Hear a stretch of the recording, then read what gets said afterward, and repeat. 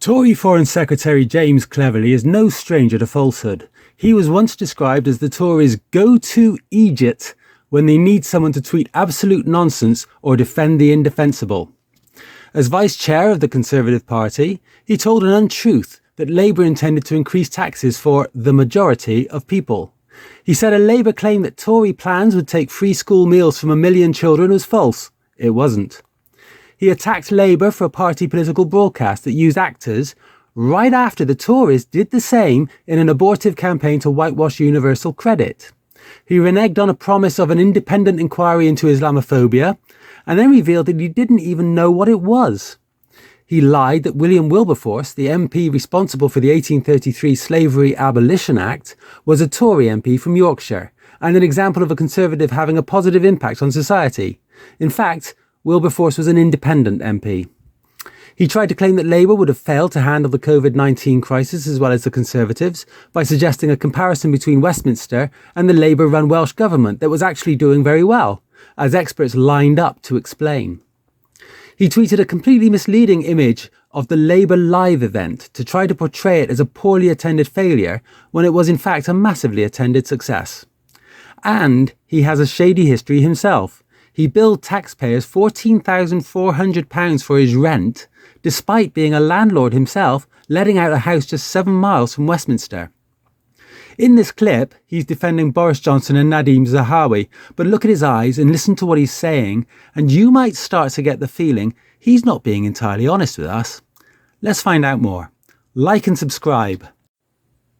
The interview we'll be looking at is from Laura Kuenssberg's BBC show broadcast on 22nd of January this year. Here's her preamble to it. As we were just hearing from Rachel, there's no question that the tax affairs of the government minister Nadhim Zahawi are a headache for the government. But yesterday, after lots of queries over a long period of time about his taxes, he released a statement. Now, the implication was he had indeed paid a penalty to settle with the taxman after making arrangements about his tax involving his old firm, YouGov, and shares that he gave to his father. The implication was also that he sorted it out while he was Chancellor. We will try and find out exactly what's been going on in a second. But let's first ask the Foreign Secretary, James Cleverly, about a different story this morning. Great to have you with us. The easiest way to start this is with his blink rate, the number of times he blinks while talking. Normal blink rate is around 16 times per minute, but Cleverly is going 19 to the dozen all the way through. When we're really interested in something, our blink rate slows down because we're trying to take in more information. But when we're stressed or anxious, which is normal if we're trying to deceive someone, the blink rate goes up. We've been hearing today about some of your old friend and boss, Boris Johnson's dealings with the man his government appointed to be chair of the BBC, Richard Sharp. Now, the Sunday Times has reported that Mr. Sharp fixed a meeting between a wealthy businessman who ended up providing essentially an overdraft of hundreds of thousands of pounds to the Prime Minister and a senior civil servant while he was applying for his job. And that wasn't declared. Foreign Secretary, should that have been declared? Well, I've only seen the details that you've seen in the papers overnight. I've not had the chance to discuss this with any of the people that have been involved. I have met Richard and I spoke with him with relation to the BBC World Service, which is of course an incredibly important voice internationally, and one of course where the Foreign, Commonwealth and Development Office has a direct interest. But I know that he is an incredibly accomplished, incredibly successful individual who brings a wealth of experience with him. That is why he was appointed to chairmanship of the BBC. But I've not had a chance to discuss any of the issues that were brought up today, but I have absolutely no doubt he was appointed on merit. And the point that I would just remind people of is it is not unusual, and indeed there is nothing wrong, for someone to be politically active prior to their appointment to senior BBC positions. That's something that's happened pretty regularly in the past. But listening to what he was saying, we can hear that Cleverly did not actually answer the question. Instead, he gave what's known as a resume statement or convincing statement about Richard Sharp. This is a story about Sharp's character intended to make us think that somebody like him would never be involved in any dodginess. The problem is, we have no independent way of telling what Sharp is like. And this is a TV interview going out to, potentially, millions of people.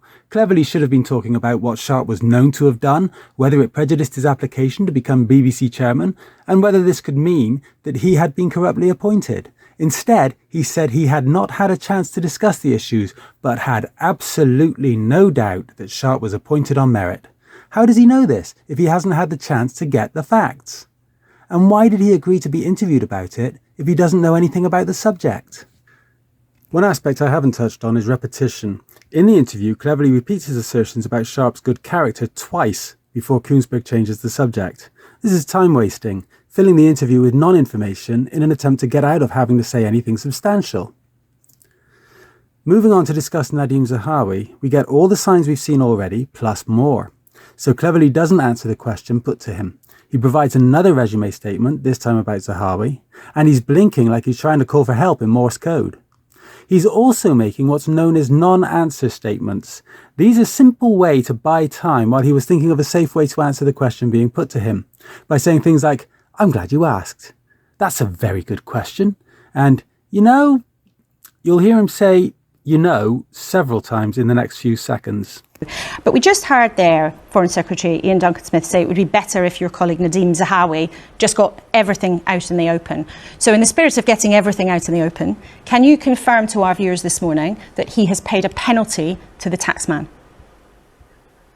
Well, I don't know any more detail than the detail that he's put out in his statement. In the UK system, people's tax affairs are personal and private. I recognise, as politicians, there is quite rightly an enhanced duty for openness.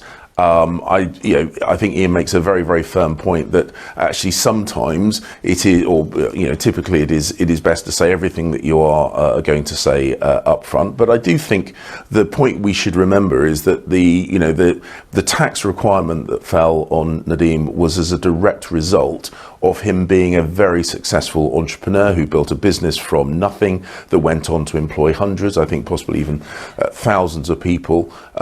He paid tax, the business paid tax, the individuals he employed paid tax.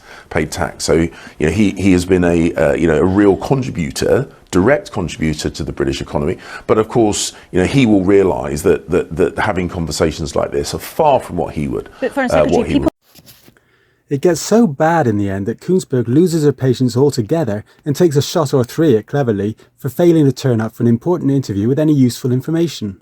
I'll let you pick out all the avoidance techniques of what follows for yourself. This story, this issue, has been going on for a long time. It's been a huge matter of political discussion in the last few days. You knew you were coming on to do this interview this morning, and you've told us you don't know whether or not he paid a penalty. You don't know whether he sorted out his tax affairs while he was the Chancellor, when he was actually the taxman's boss, which I think many people would think is a blatant conflict of interest. And you don't know whether he discussed it with the Prime Minister. Can I ask you, is that because you don't want to know, because it's uncomfortable to talk about this, or if it's because Nadhim Zahawi is keeping this to himself? Because our viewers might wonder, how on earth are you here talking for the government about this morning when you don't have answers to what are really straightforward questions?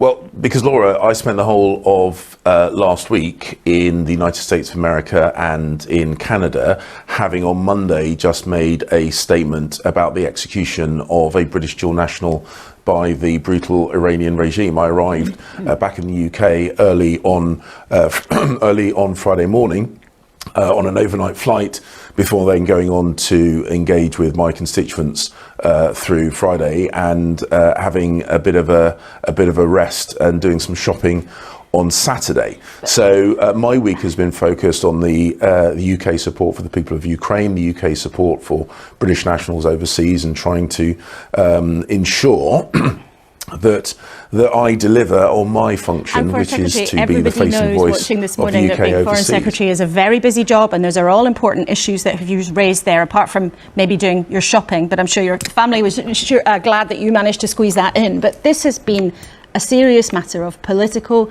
conversation and debate in the last few days. Don't you think the public has a right actually to these answers? It's about a senior minister in the government getting in a mess over millions of pounds to the taxman. It's not some random obscure issue.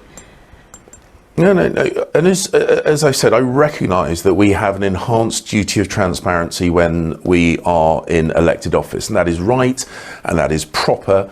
And so why doesn't he publish his tax Nadeem return, has why made, doesn't he get it all out there? Wouldn't that just be better? Then people can see, as Ian Duncan-Smith has suggested, then everyone can look. Sunlight is the best disinfectant, they say, because this at the moment doesn't stack up with Rishi Sunak's promise, does it? He said he would run a government with the highest levels of integrity, professionalism and accountability, and he said that transparency is vital to a healthy democracy. And here we have only part of the story. Why not get it all out there? So there you have it. James Cleverly couldn't gather any information on Boris Johnson, Richard Sharp or Nadhim Zahawi because he was doing his shopping. That must rank up there with "the dog ate my homework" among the worst excuses ever, and he comes across as shifty, unrevealing and untrustworthy. That's all I've got for you. If you can see other deception techniques that I've missed, please let me know in the comments, and if you like this style of video, please let me know that too, so I can make more of them. Once again, like and subscribe, and hopefully I'll be back soon.